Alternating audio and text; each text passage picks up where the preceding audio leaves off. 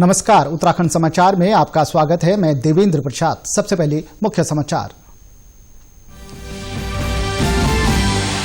केंद्रीय संचार राज्य मंत्री संजय धोत्रे ने 5 स्टार विलेज योजना के तहत उत्तराखंड के 50 गांवों को किया शामिल। डाक विभाग की हर योजना का मिलेगा लाभ।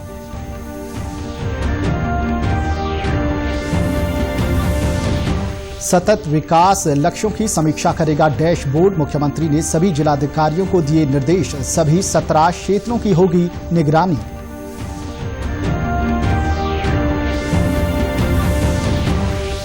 वीडियो कॉन्फ्रेंसिंग के माध्यम से गढ़वाल केंद्रीय विश्वविद्यालय का आज 8वां दीक्षांत समारोह हुआ आयोजित। केंद्रीय शिक्षा मंत्री ने नई शिक्षा नीति को बताया दूरदर्शी।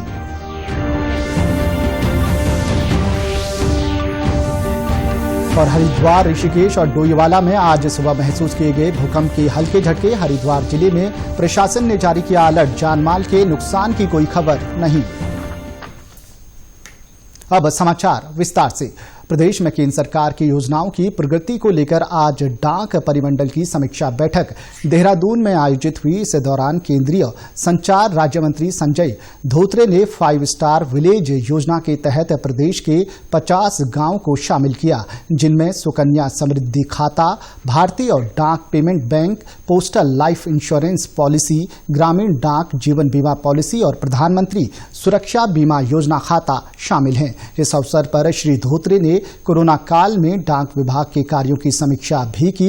उन्होंने कहा कि 5 स्टार विलेज योजना के तहत संबंधित गांवों को डाक विभाग की सभी योजनाओं से लाभान्वित किया जा रहा है। उन्होंने बताया पोस्ट ऑफिस तेजी से डिजिटाइजेशन की तरफ बढ़ रहा है। कोविड के दौरान इसका लाभ आम जनता को मिलना शुरू हो गया है। आधार नंबर के जरिए 10,000 रुपए तक के पेमेंट की सुविधा कोरोना काल में बुजुर्ग लोगों को घर बैठे मिली है। 5 स्टार विलेज की एक योजना है जिसमें हमने उत्तराखंड के सारे जिलों में से 50 गांव जो है वहाँ पे योजना शुरू होने वाली है।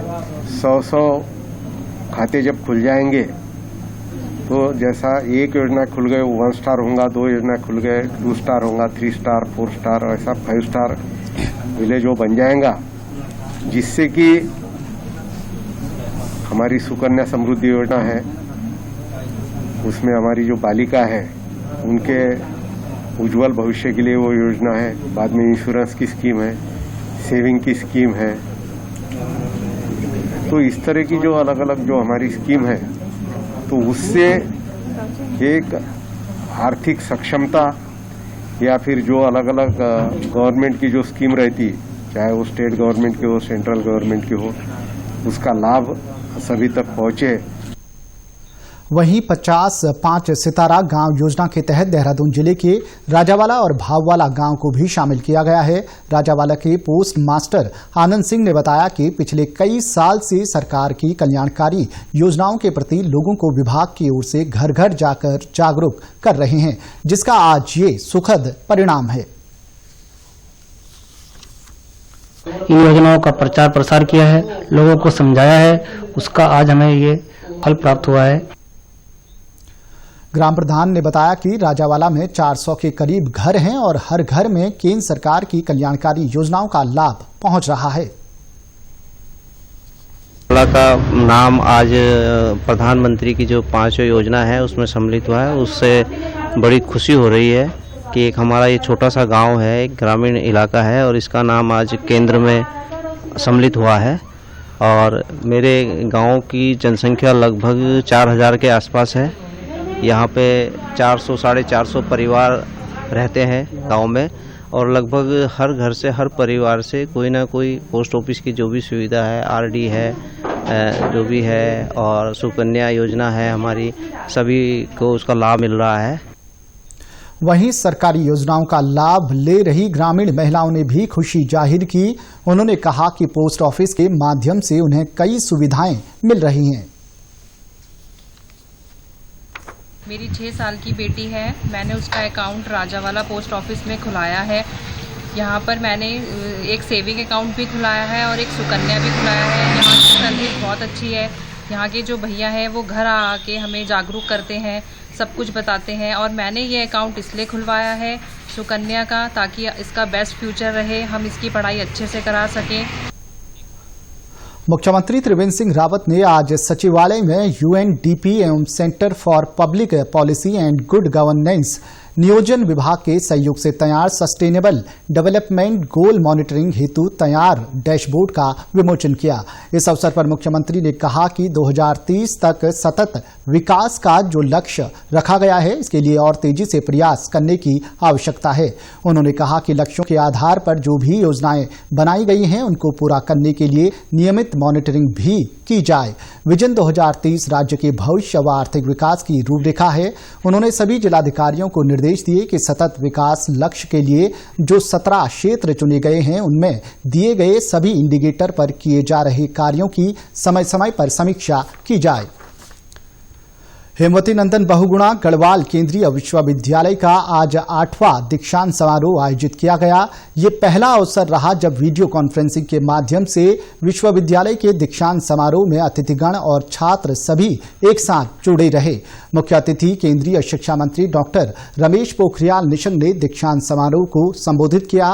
केंद्रीय शिक्षा मंत्री ने कहा कि उन्होंने भी इसी विश्वविद्यालय से शिक्षा ग्रहण की है। उन्होंने खुशी जताई कि विश्वविद्यालय से पढ़े छात्र आज विश्व के अलग अलग क्षेत्रों में अपनी सेवाएं दे रहे हैं। राष्ट्रीय शिक्षा नीति का उल्लेख करते हुए उन्होंने कहा कि ये नीति देश को दुनिया में ज्ञान के मामले में शिखर पर स्थापित करेगी। ऑनलाइन अध्ययन अध्यापन हेतु विश्वविद्यालय के द्वारा किए गए प्रयासों की भी उन्होंने सराहना की।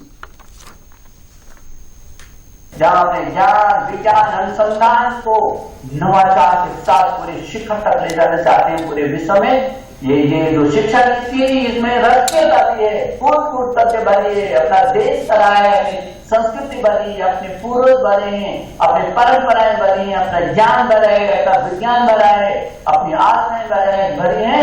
जहाँ वो ये अपने मूल्य हैं, जहाँ पूरी दुनिया तरस रही है जीवन मूल्यों के लिए, ये जहाँ उन मूल्यों पर आधारित नई शिक्षा नीति है, वहाँ नेशनल भी है, इंटरनेशनल भी है, इम्पैक्टफुल भी है, इम्प्रेसिव भी है, और इनोवेटिव भी है, और इंक्लूसिव भी है। ये शिक्षा नीति सामान्य नहीं है, और ये इक्विटी, क्वालिटी और एक्सेस की आधारशिला पर खड़ी है। दीक्षांत समारोह में विश्वविद्यालय अनुदान आयोग के अध्यक्ष डॉक्टर डीपी सिंह ने कहा कि वे स्वयं भी गढ़वाल विश्वविद्यालय में शोध के छात्र रहे हैं। पर्वतीय अंचल में ये विश्वविद्यालय शिक्षा के क्षेत्र में महत्वपूर्ण कार्य कर रहा है। इस दीक्षांत समारोह से लगभग 5000 से भी अधिक लोग एक साथ ऑनलाइन जुड़े थे। दीक्षांत समारोह में 1117 स्नातकोत्तर, 12 एमफिल, 137 पीएचडी की उपाधि और 59 छात्र छात्राओं को स्वर्ण पदक जारी किए गए। 1117 पीजी छात्रों को और 12 एमफिल छात्रों को, 137 पीएचडी छात्रों को डिग्री मिली, जिसमें से पीजी छात्रों को 44 गोल्ड मेडल टॉपर्स को मिले और 15 गोल्ड मेडल्स डोनेटर्स की तरफ से, जो दानदाता होते हैं उनकी तरफ से, ट्रस्ट या किसी इंडिविजुअल की उसमें स्मृति में गोल्ड मेडल दिए जाते हैं, वो दिए गए। कुल मिला के 59 गोल्ड मेडल दिए गए। गौरतलब है कि दीक्षांत समारोह के कार्यक्रम में हिमालयी राज्यों के केंद्रीय विश्वविद्यालयों के कुलपति भी जुड़े थे। ये सभी एक समूह के रूप में भारतीय हिमालयन केंद्रीय विश्वविद्यालय कंसोर्टियम के रूप में कार्य कर रहे हैं। कोरोना संक्रमण में बोर्ड परीक्षाएं कैसे होंगी, इसको लेकर छात्रों की चिंताएं बढ़ती जा रही हैं।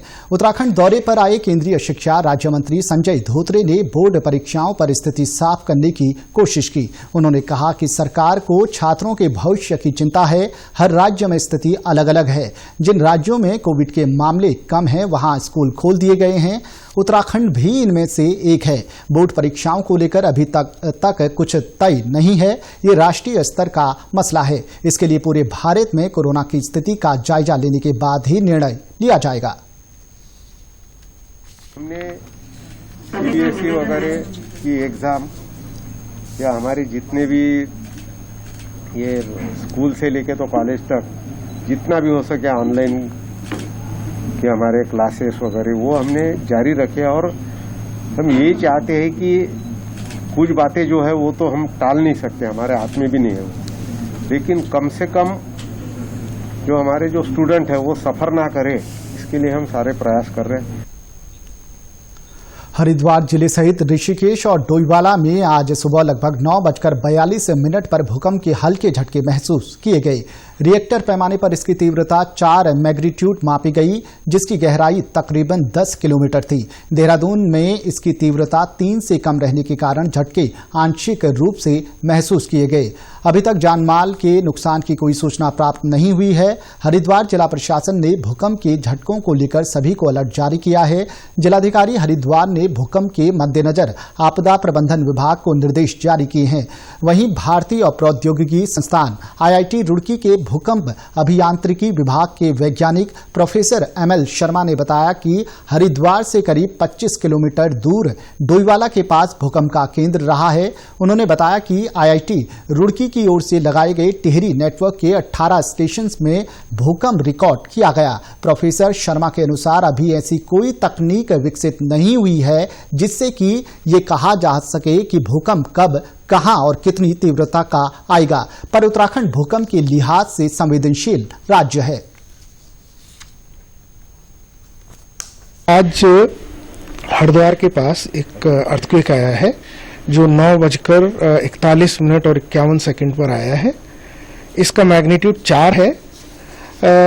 ये हमने टिहरी नेटवर्क पर, जिसमें 18 स्टेशन गढ़वाल हिमालय में लगाए हुए हैं, उस पर रिकॉर्ड किया है। उसके मुताबिक इसकी जो फोकल डेप्थ है ये करीब 40 किलोमीटर नीचे आया है।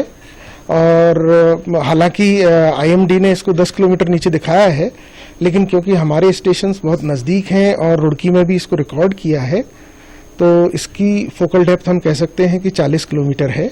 इसका असर सरफेस पर नहीं होगा, लेकिन काफ़ी दूर तक ये महसूस किया जा सकता है। प्रदेश के नए पुलिस महानिदेशक अशोक कुमार ने पदभार संभालते ही पहला सर्कुलर जारी किया। उन्होंने मीडिया को भी अपनी प्राथमिकताएं और लक्ष्यों के बारे में बताया। उन्होंने कहा कि विक्टिम फ्रेंडली पुलिसिंग ही उनका लक्ष्य होगा। इसके लिए पुलिसकर्मियों के दृष्टिकोण और आदतों में सुधार करते हुए उनकी परफॉर्मेंस को बढ़ाया जाएगा। इसके लिए सिपाही से लेकर DG तक को कार्यशैली में सुधार करना होगा। यदि कोई भी इस सिद्धांत से परे हटकर काम करेगा तो उसके भी खिलाफ कार्रवाई करेगी। Police officer should be victim friendly, people friendly. हमें बदमाशों में हमारा खौफ होना चाहिए, शरीफों में नहीं। शरीफों को हमें सम्मान करना सिखाना है।